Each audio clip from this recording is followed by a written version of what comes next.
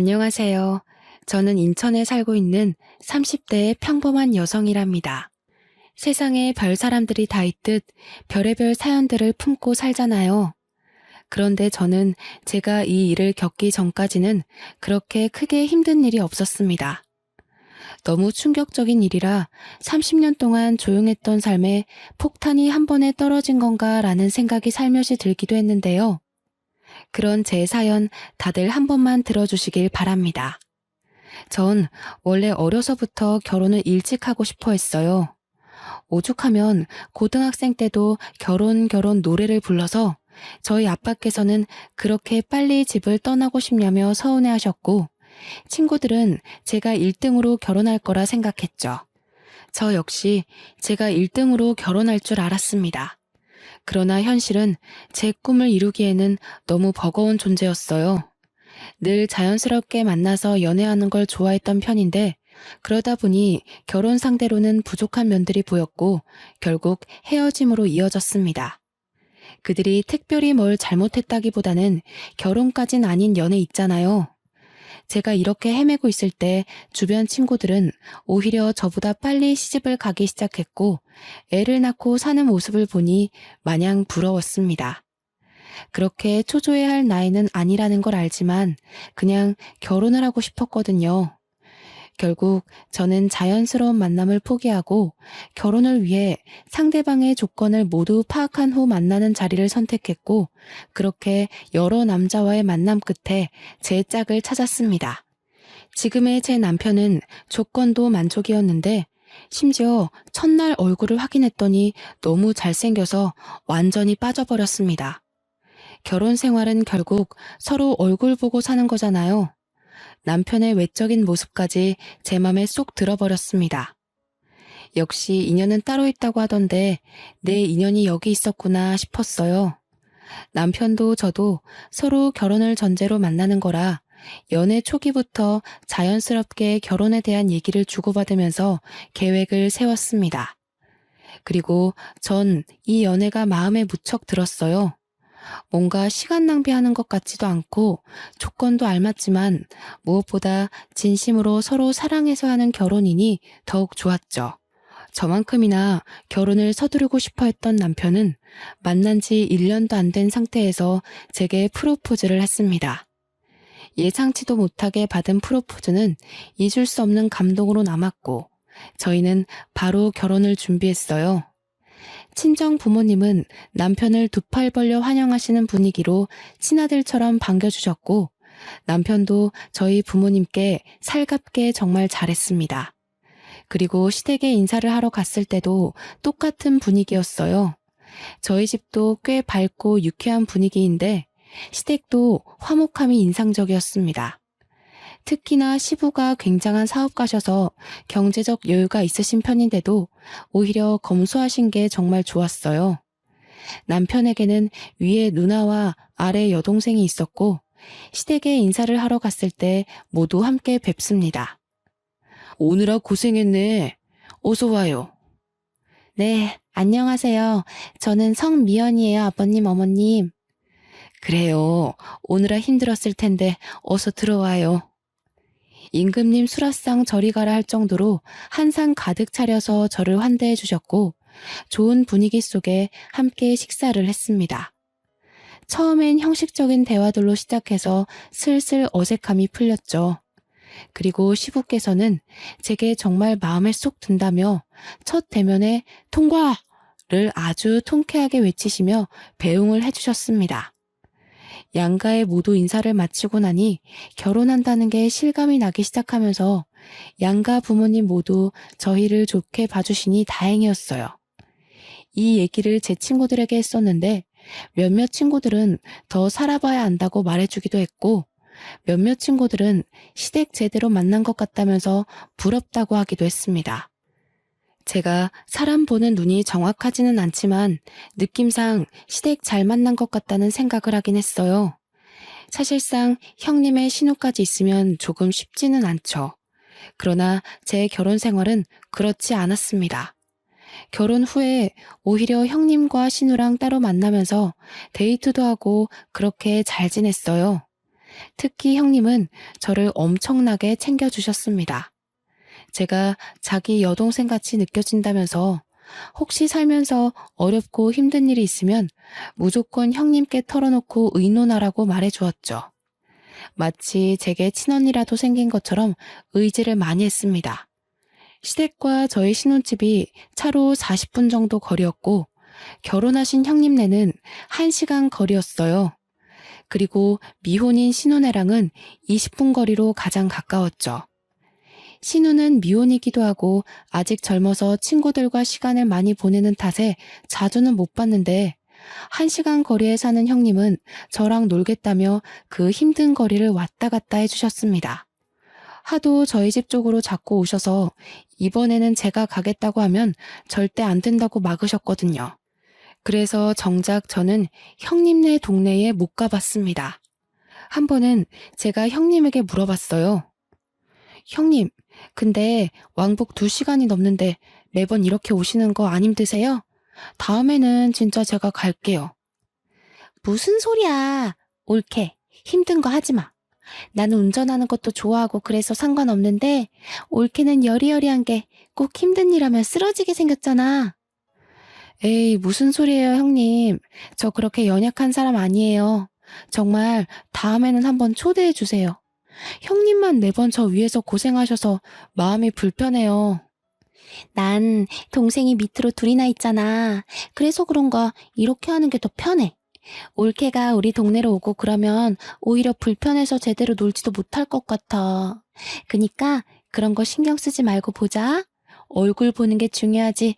누가 오고 가면 어때? 형님은 여장부 스타일에 정말 당차신 분이라서 안 친했을 때는 약간 무서웠는데 막상 친해지고 보니 이렇게 다정하신 분이었죠. 제가 힘들까봐 그게 싫어서 본인이 매번 저를 보러 오시던 분이셨고 올 때 또 빈손으로 오지도 않으셨습니다.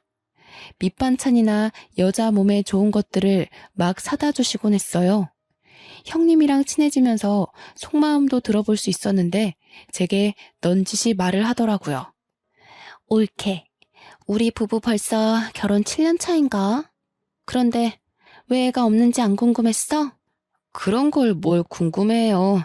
요즘 딩크 부부도 많고 부부 사생활인데 뭐하러 물어요, 형님. 고맙네. 나는 아기를 정말 낳고 싶었고 꼭 낳아야 했거든? 근데 3년 동안 애가 안 생기는 거야.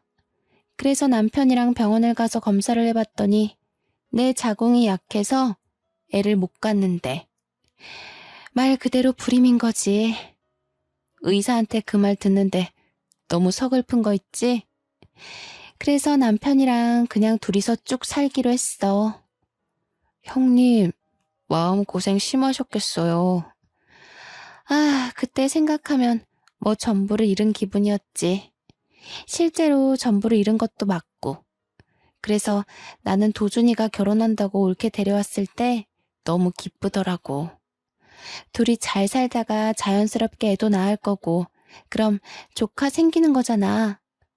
난 진짜 조카한테 뭐든 다 해줄 거야, 옳게.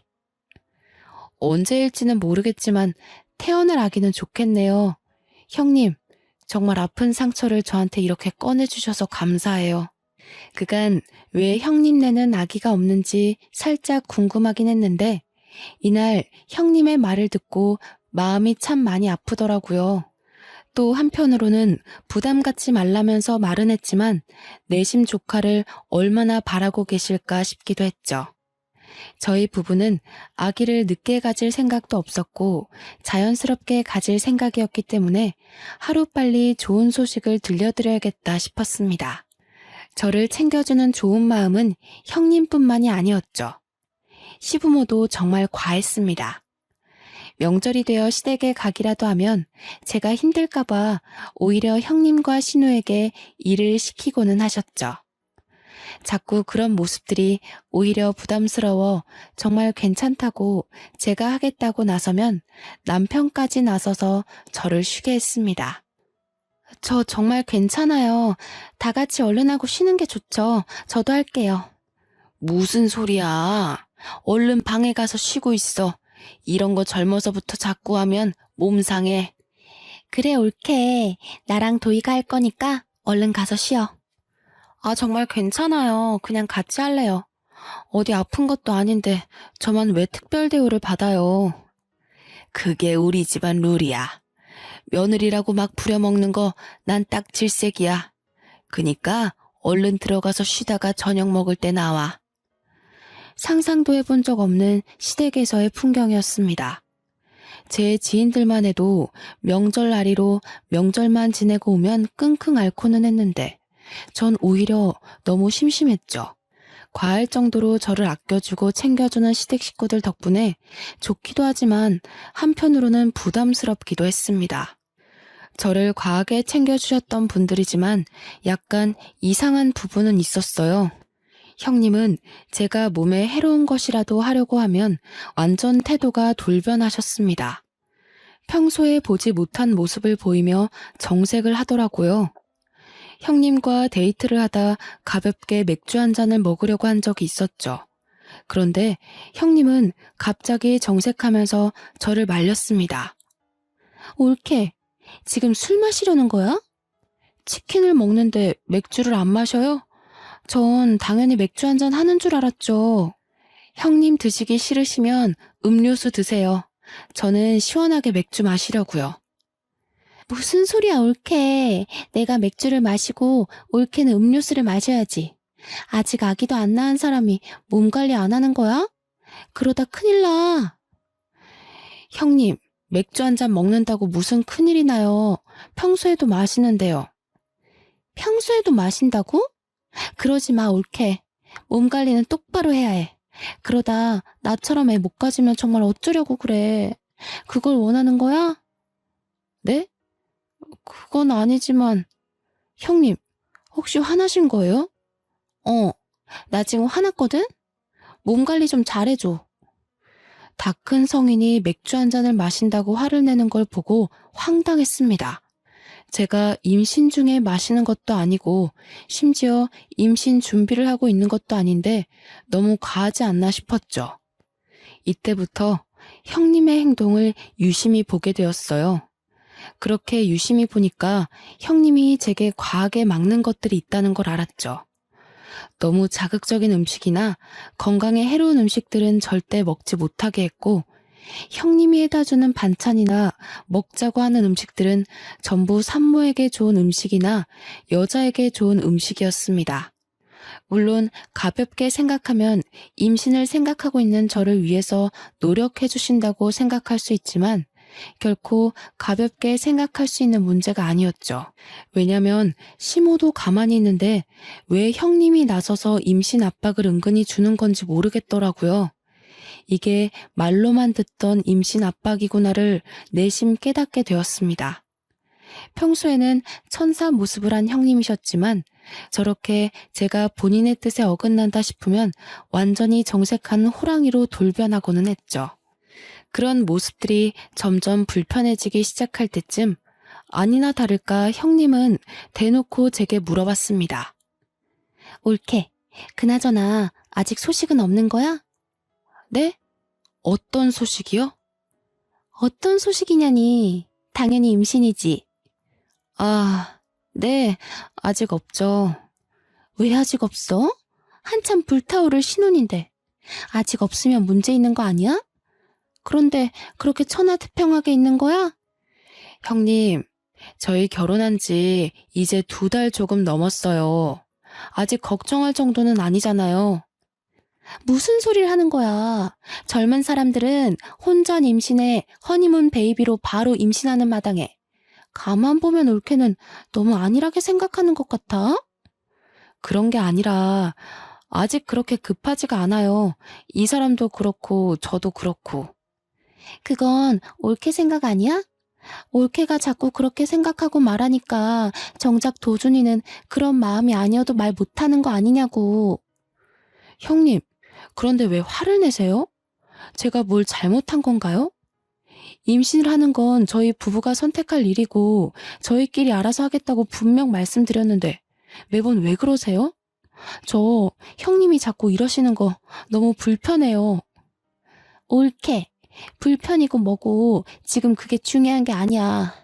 내일 나랑 어디 좀 가자. 오후에 시간 꼭 비워도? 형님은 제게 임신을 아직도 안 했다며 대놓고 화를 내셨어요. 과연 이게 맞는 상황인가 싶었습니다. 저는 이날 집으로 돌아와서 아무리 생각을 해봐도 형님의 태도를 이해하긴 어려웠고 남편에게 전부 솔직하게 말했어요. 여보, 형님이 자꾸 나한테 임신하라고 압박을 줘. 한두 번도 아니고 술 마시면 몸 관리 안 한다고 뭐라고 하고 조금 매운 거 먹어도 뭐라고 하시는데 처음에는 그러려니 했거든? 근데 이게 계속 쌓이고 쌓여서 이상하다 싶었는데 오늘은 대놓고 화를 내더라니까? 대체 형님 왜 그러셔? 당신이 이해 좀 해줘. 그래도 누나가 당신 끔찍하게 생각하고 챙겨주잖아. 누나는 애를 엄청 원했는데 불임으로 애 못 나온 거 알잖아. 그러니 조카가 보고 싶겠지. 그 과한 마음이 당신을 힘들게 했나 보다. 혹시라도 너무 과하면 말해줘. 내가 자제시킬 테니까. 나도 그렇게 생각하고 이해하려고 한 건데 도가 지나치잖아. 내가 임신을 언제 하든 솔직히 형님이 신경 쓰실 부분은 아니잖아. 어머님 아버님도 가만히 계시는데 형님이 왜 그러셔? 그렇지 맞지. 누나가 조금 과했네. 당신이 이해 좀 해줘. 남편에게 말했지만 돌아오는 대답은 이해를 해달라 뿐이었습니다. 솔직히 저도 형님이 불임이라는 말을 듣고 조카를 원해서 그렇겠다고 생각을 하면서 이해하려고 노력을 많이 했었죠.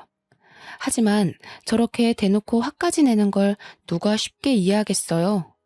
기분이 너무 나빴지만 꾹 누르고 다음 날이 되었습니다. 형님은 이날 제게 어딘가를 가자고 했지만 솔직히 가기 싫었어요. 가기 싫어서 빈둥빈둥 하고 있는데 아주 칼같이 저를 데리러 왔고 어디 가는지도 모르고 우선 차에 탔습니다.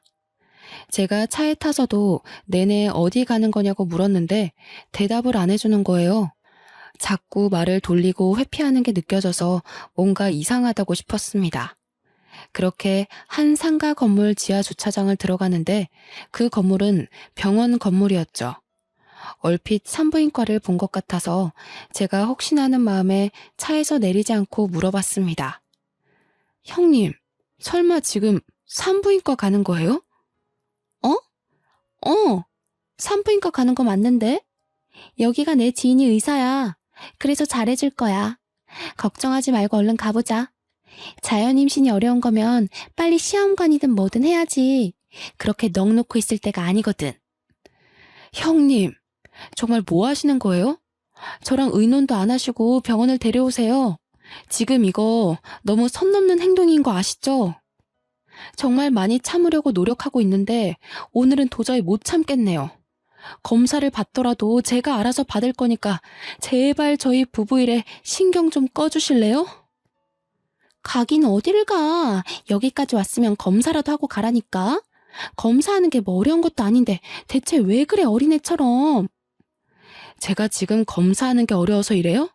형님 행동하시는 게 기분 나쁘니까 그렇죠. 저는 형님이 잘 챙겨주셔서 진심으로 좋고 감사했는데 아무래도 적당히 선을 두고 보는 게 좋겠네요. 당분간은 따로 찾아오지 말아주세요. 전 그렇게 차에서 내렸고 저를 부르는 형님을 무시한 채 가버렸습니다. 집으로 오는 길 내내 아무리 생각해도 너무 화가 나는 거예요. 막말로 형님이 뭔데 저렇게까지 설치는지 모르겠고 불편하다 못해 오만정이 다 떨어졌습니다. 남편이 퇴근해서 돌아올 때까지 전 기다렸다가 남편에게도 말했어요. 나 오늘 형님 손에 이끌려서 강제로 산부인과 가서 검사받을 뻔했어. 나한테 한마디 상의도 없이 병원까지 갔다고. 내가 대체 어디까지 이해를 해줘야 하는데? 말 좀 해봐. 아, 정말이야? 누나가 너무 심했네. 내가 누나한테 그러지 말라고 말할게. 그러지 말라고 말하는 게 아니라 대체 왜 그러냐고 좀 물어봐. 나도 궁금해 죽겠으니까. 어머님, 아버님도 나한테 임신 강요를 안 하시는데 왜 형님이 저렇게 계속 스트레스를 주는 건데? 그리고 어디 한번 물어보자. 당신도 사실 아기를 빨리 원하는데 나 때문에 말 못하고 있다는 게 맞아? 어? 아니 뭐 꼭 그런 거는 아니고 그냥 빨리 생기면 좋기는 하지. 나한테는 그런 말 한 적도 없잖아. 그런 생각이 있으면 당사자인 나한테 말을 해야지. 왜 형님한테 말해서 전해 듣게 만들어? 결국 당신도 문제야. 이날 남편에게 엄청나게 퍼부었습니다. 형님을 대신해 남편에게 화풀이를 한 거죠. 남편은 한참을 제 말을 들어주다가 사실은 아이를 원한다면서 빨리 낳고 싶다고 말을 했어요. 이런 말을 아내인 제게 했으면 정말 좋았겠죠. 왜 저한테 안 하고 형님에게 했는지 모르겠더라고요. 전날 남편이 형님에게 연락해서 앞으로 제게 임신에 대한 압박을 주지 말라고 말하는 걸 얼핏 들었지만 모른 척 했습니다. 이후 형님은 정말 미안하다고 연락이 몇 통 왔었어요. 조카를 너무 원했는데 아무래도 본인의 방식이 잘못이었다며 사과를 한다고 했죠. 우선 사과를 받아줄 거지만 적당히 거리를 뒀으면 좋겠다고는 말했습니다. 예전처럼 너무 자주 만나는 건 원치 않는다고 말했어요. 이 말을 잘 포장해서 돌려서 말을 했고 형님도 알겠다고 하셨죠. 이미 제대로 정이 떨어졌고 불쾌함을 너무 느낀 상황이라 예전 사이로는 절대 돌아갈 수 없다고 생각했습니다. 또 형님의 진짜 모습을 봐버려서 그런가 더욱 예전처럼 지내기 싫었어요. 형님이 보고 싶든 보기 싫든 시댁에 가야 하는 명절은 돌아오고 형님이 싸운 후 처음 맞이하는 명절이 되어 시댁에 갔습니다. 여전히 저를 공주 대접해 주셨지만 이제는 제가 완강하게 나서서 일 꼭 하겠다고 그렇게 하지 마시라고 불편하다고 했죠. 그런 제 모습에 오히려 시댁 식구들이 다 놀랐지만 괜히 꼬투리 잡힐 일은 하지 않는 게 좋겠다고 생각했습니다. 그렇게 전도 붙이고 음식을 만들다가 옷에 계란물을 흘려서 갈아입으려고 방에 갔죠. 저희 시댁이 2층 집이고 저희가 가면 2층을 사용해요. 옷을 갈아입고 2층에서 1층으로 내려오는데 1층에서 형님과 남편 그리고 신우가 다투는 소리가 들렸습니다. 시모와 시부는 방에 들어가서 쉬고 계셨거든요. 저는 뭔가 직감적으로 이건 꼭 내가 들어야 한다고 생각을 해서 엿듣기 시작했죠. 그럼 이게 다 나 때문이라는 거야? 애초에 이건 도준이 네 탓이지. 결혼한 지가 언젠데 아직도 애 한 명을 못 만들어. 너 바보냐? 어디 부족해? 그만들 좀 해. 다 들리겠다고. 엄마 아빠도 그렇고 새언니도 들으면 어쩌려고 그래 정말? 어련히 알아서 할 건데 누나가 설쳐서 이 꼴난 거를 왜 인정을 안 해? 웃기지 마. 그게 뭐가 그렇게 어렵다고 너는 여태 몇 년 동안 그거 하나를 못하냐고.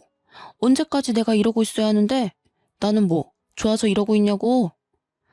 아 그럼 빠지던가. 원래 아들인 나한테만 주는 건데 불쌍해서 끼워줬더니 말이 많아. 내가 경고하는데 누나 설치지 마. 한 번만 더 설쳐서 일 키우면 누나는 국물도 없어. 아 그만들 좀 하라고. 기다려봐. 내가 망 보고 올게. 딱 봐도 내용이 이상한 대화였고 신우가 망을 보고 온다는 말에 전 다시 계단을 올라갔습니다. 그리고 자연스럽게 내려오는 척했어요. 마주친 신우에게는 뭐 가지러 가냐고 물었고 저를 보고 깜짝 놀란 신우는 어색하게 그렇다며 올라갔습니다. 내려와서 아무렇지 않게 음식을 하는데 아무리 생각해도 저 대화에 대해 너무 물어보고 싶었죠. 그러나 물어본다고 대답해줄 사람들은 아니었기에 머리를 굴려봤어요. 분명히 뭔가 있구나 싶었습니다. 제가 음식을 하는 와중에도 제 눈치를 살짝 보는 형님과 남편의 시선이 느껴졌지만 애써 무시하며 음식을 했어요. 다 끝낸 후 다 같이 저녁을 먹는데 갑자기 형님이 이상한 말을 꺼냈습니다. 우리 엄마랑 아빠는 좋겠네. 며느리가 하지 말라고 해도 직접 이렇게 맛있는 명절 음식도 해주고. 좋기야 한데 정말 괜찮으니까 다음부턴 하지 마. 힘들어. 그래 세아가. 여기 식구가 몇인데 너까지 고생하니? 거봐. 들었지 올케? 다음부터는 안 해도 괜찮아. 올케는 이런 거 하지 말고 예쁜 손주를 안겨줘야 진짜 효도하는 거지. 그렇지? 아유, 그럼 바랄 것도 없지. 내가 지금 이 나이에도 아직 버티고 있는 이유가 태어날 손주한테 한 푼이라도 더 주려고 그러는 건데. 그러게, 생각해보니 너희는 여태 소식이 없니? 병원은 가본 거야? 몸에 문제 있는 거 아니야? 아, 저희 아직 젊고 병원까지는 안 가봤어요. 조금 더 노력해보고 그래도 안 생기면 같이 병원 가볼게요. 젊다고 생각할 문제가 아니야, 세아가. 요즘 식습관에 환경 문제까지 겹쳐서 젊은 아가씨들도 불임이 얼마나 많은데 그걸 가볍게 생각하고 있었어? 조금 실망인데. 하루빨리 병원 가서 결과 알려주도록 해.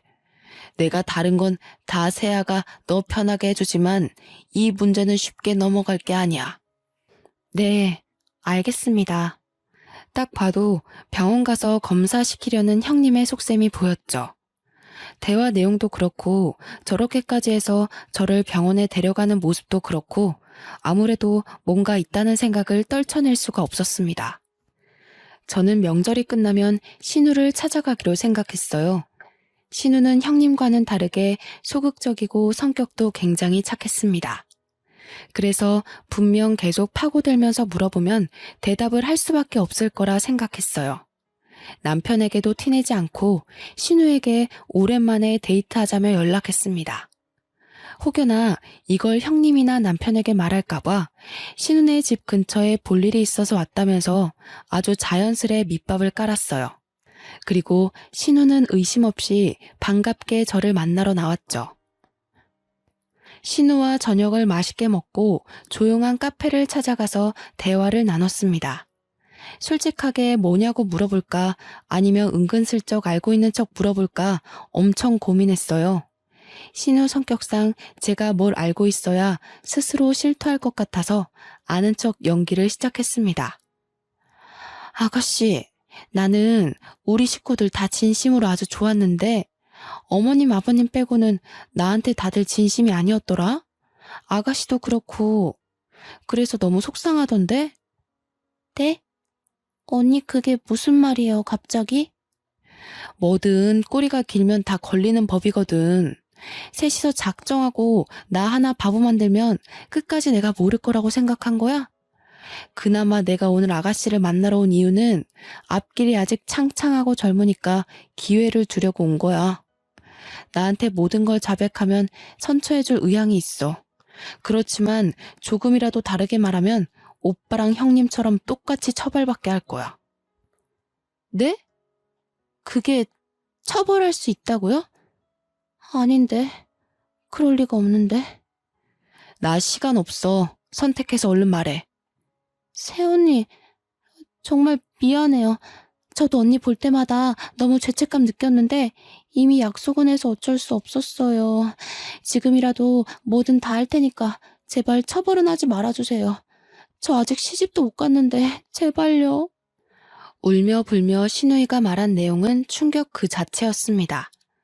시부모에게는 재산이 꽤 있는데 남자 손주를 낳는 자식에게 막대한 재산을 물려주겠다고 자식에게 약속을 했답니다.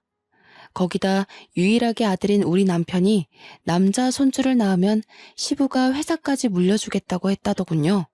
그런데 시부 연세가 꽤 있으셔서 하루빨리 회사를 누군가 물려받아야 했고 정 자식들에게 소식이 없으면 전문 경영인에게 넘기겠다고 했다네요. 그 얘기를 들은 형님과 남편은 작당 모의를 한 거죠.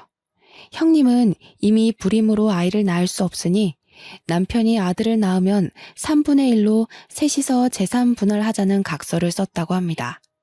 이 사실은 시부모는 당연히 모르고 이 남매들끼리 저지른 일이죠.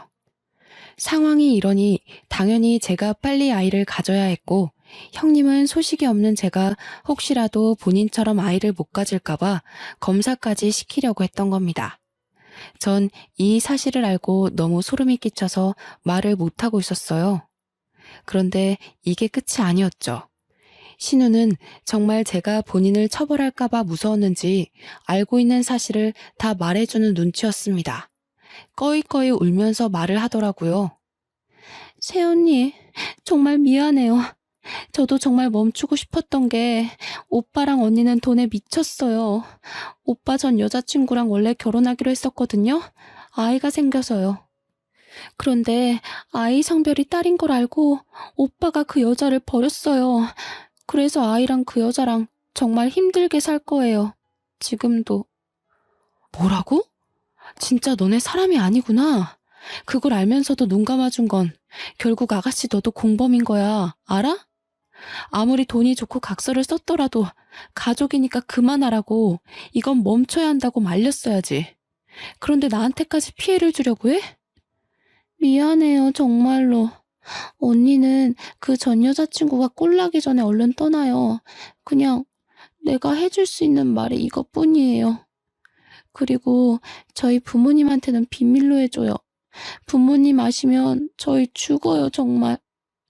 우선 아가씨가 나한테 말한 거 알면 형님이랑 남편이 가만 안 둘 거야. 나도 모른 척하고 있을 테니까 아가씨도 당분간은 모른 척해.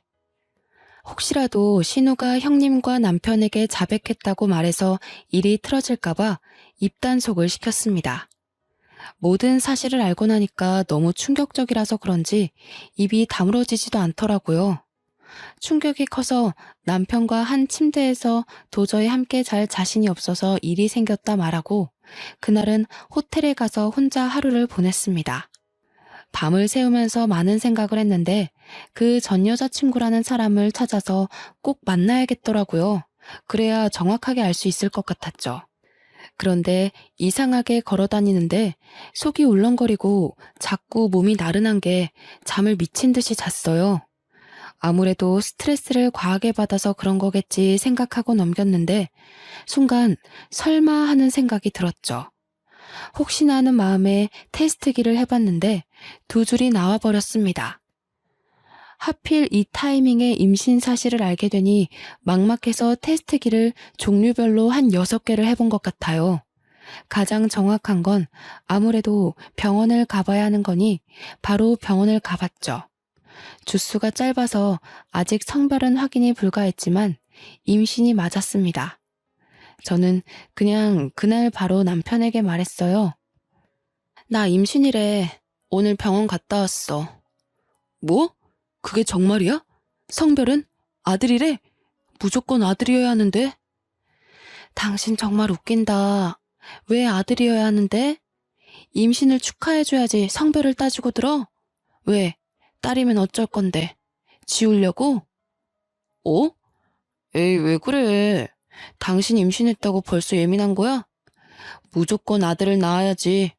내 아빠 말 못 들었어? 아들이 태어나야 딱 물려받을 거 다 받고 그러지. 자기 전에 하늘에 빌고 또 빌어야겠다. 무조건 아들, 제발. 딸이면 어쩔 건데? 딸이면 솔직히 난 낳기 싫어. 그냥 지우고 다시 가져야지 뭐. 생명이 무슨 장난이니? 소름 끼친다, 당신. 태어나서 환영 못 받을 바에는 기억도 없을 때 없어지는 게 맞지.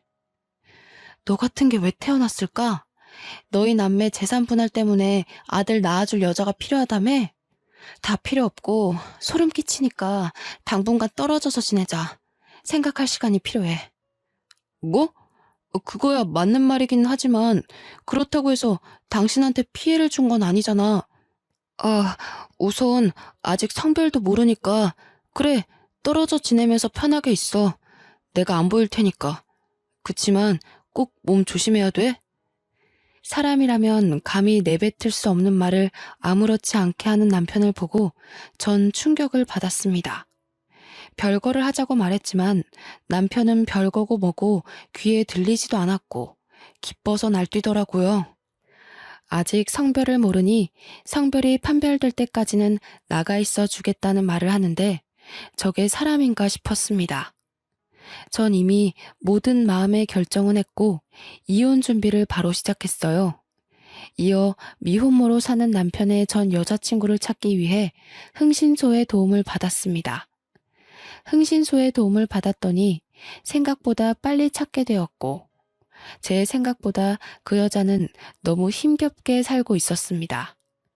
같은 여자로서 너무 안타까웠습니다. 제가 먼저 연락드리니 저보다 남편에게 복수하려고 이를 갈고 있더군요. 안녕하세요. 저 전화드린 성미연이에요. 네네. 집이 허름하죠. 우선 앉으시고 정말 찾아와줘서 고마워요. 그 자식 그쪽한테도 그렇게 했어요? 저랑 우리 딸 버리듯 그렇게 한 거예요? 그러려고 하고 있는 것 같아요. 저는 아직 초기라 성별을 모르거든요. 근데 아들이 아니면 지울 거라네요. 그 자식 사람 아니에요. 지가 결혼하자고 매달리고 또 매달리고 원치도 않는 임신까지 시켜놓고서 딸인 거 알자마자 처참하게 버리더라고요. 저는 그때 너무 어렸고 심지어 그 자식 때문에 부모님이랑도 연을 끊어서 갈 곳도 없었는데 정말 딸아이랑 둘이 얼마나 힘들게 살았는지 몰라요. 당장이라도 멱살 잡고 싶지만 먹고 사는 게 힘들어서 복수는 꿈도 못 꾸고 살았어요. 제가 도와드릴게요. 우리 그 복수 같이 해요. 저도 그 자식 가만 안 둘 거거든요. 그 여자의 말을 들어보니 마지막 순간까지도 남편한테 매달렸다고 합니다. 그렇지만 남편은 다른 여자가 생겼다면서 넌 이제 필요 없다고 아주 매몰차게 거부를 했다고 해요. 결국 딸을 가진 여자니까 버린 거고 재산에 눈이 멀어버린 괴물 같은 놈인 거죠. 저는 전 여자친구와 함께 복수를 시원하게 하고 끝내기로 마음먹었습니다. 다만 안정기가 될 때까지 기다렸어요. 그 기간 동안 따로 나가 살 집을 구했고 그곳으로 제 짐을 옮겨서 이사하고 있었습니다. 별거 중이라 집에 오지 않던 남편은 이 사실을 전혀 몰랐죠. 이혼을 준비하고 있다는 사실도 모르고 천하태평하게 지내는 남편이 웃겼습니다. 그리고 안정기에 접어들면서 성별이 아들이라는 것을 알게 되었어요. 저는 남편에게 성별이 아들이라고 메시지를 보내자마자 미친 듯이 전화가 왔죠. 여보, 세상에 아들이 맞아? 사실이야? 고생했어. 역시 우리 여보는 해낼 줄 알았어. 내가 정말 사랑하는 거 알지? 뭐 갖고 싶어? 내가 다 사줄게. 그러나 전 간결하게 딱 한마디만 하고 끊었습니다. 웃기시네. 나 너랑 이혼할 거야. 입 다물고 너희 부모님 집 앞으로 와. 아마 빨리 오는 게 좋을 거다. 남편이 버린 전 여친과 함께 시댁으로 쳐들어갔습니다. 시댁에 도착했을 때는 이미 형님과 신우 그리고 시부모가 있었고 전 여자친구를 보자마자 형님과 신우는 사색이 되었죠. 영문을 모르는 시부모에게는 제가 친절하게 설명을 해드렸습니다. 어머님, 아버님, 당신 자식들이 얼마나 괴물인 줄 아세요? 재산 그거 물려받겠다고 자기들끼리 각서까지 썼다네요. 제 남편이 아들 낳으면 3분의 1에서 나눠 갖기로요. 그리고 여기 있는 이 여자분은 저랑 만나기 전에 이미 남편의 딸을 낳으신 분이에요. 그런데 남편이 아들이 아니라 딸을 낳았다면서 이 여자분을 버렸다네요? 뭐라고? 그게 사실이니? 네, 제가 산 증인이죠. 제 딸아이가 벌써 5살이에요. 그 세월을 얼마나 피눈물 흘리면서 살았는 줄 아세요? 아무리 돈이 좋다고 해도 그렇지. 어떻게 그럴 수 있냐고 어떡해. 그 나쁜 자식 때문에 나랑 내 새끼는 매일 피눈물 흘리면서 살았는데 아직도 이러고 살고 있네요. 당신 아들은 돈에 미쳤다고요. 저한테 형님은 그러셨죠. 애 빨리 낳으라고 압박 주셨고 술도 한 모금 못 마시게 하고 마치 겉으로는 저를 무척 아끼는 척하면서 사실은 애 빨리 갖게 하려고 참 애 많이 쓰셨죠. 그런데 어머님, 아버님, 이 사람이 저 임신했다는 말 하자마자 뭐라 한 줄 아세요? 아들 아니면 지우고 다시 갖자던데요. 딸이면 낳을 필요가 없다고요. 그래서 저 이혼할 거예요.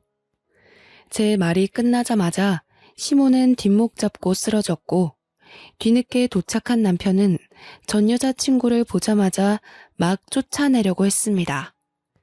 그걸 제가 말리고 있는데 시부가 남편의 멱살을 잡고 확 끌어서 뺨을 때리며 말했어요. 정신 차려. 네가 사람이냐? 내가 그런 뜻으로 너희한테 말한 줄 알아? 나는 괴물 새끼들한테는 돈 한 푼 줄 수 없다. 당장 내 집에서 나가! 이 말을 들은 남편은 저 때문에 모든 게 망했다면서 제 뺨을 때리더라고요. 그래서 저도 어이가 없어서 급소를 확 발로 차주면서 말했죠. 웃기고 있네. 야, 너 같은 건 씨 뿌릴 자격도 없어. 넌 죽을 때까지 절대 뿌리고 다니지 마.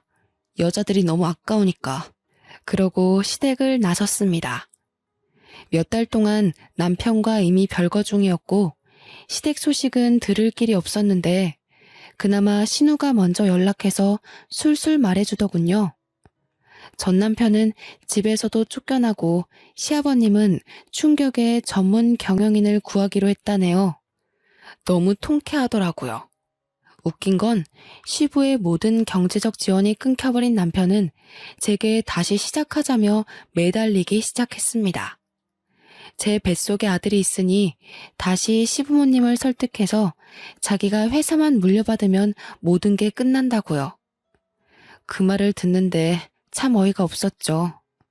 저는 완벽하게 무시하고 아예 연락을 차단해버렸습니다. 1년 전 잘생긴 아들을 출산하고 지금은 친정 부모님의 도움을 받으며 잘 키우고 있어요. 아이가 태어나자마자 시부모님이 조심스럽게 저한테 연락을 하셨어요. 본인 아들은 버렸지만 귀여운 손주 얼굴은 꼭 보고 싶다고 하면서요.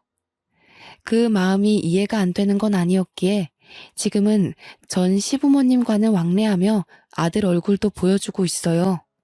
아버님은 우리 아들이 커서 경영에 관심 있다고 하면 언제든 회사를 물려준다고 장난처럼 말씀하시더라고요. 저는 돈에 눈이 멀었던 전 남편과는 다른 사람이기에 그런 농담 하시지 말라고 하셨습니다.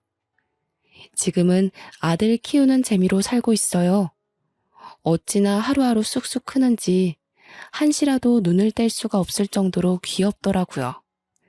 아, 그리고 남편의 전 여친분도 시부모님이 책임지고 좋은 집으로 이사도 해주셨고 모자란 생활비도 지원해 주신다고 그러더군요.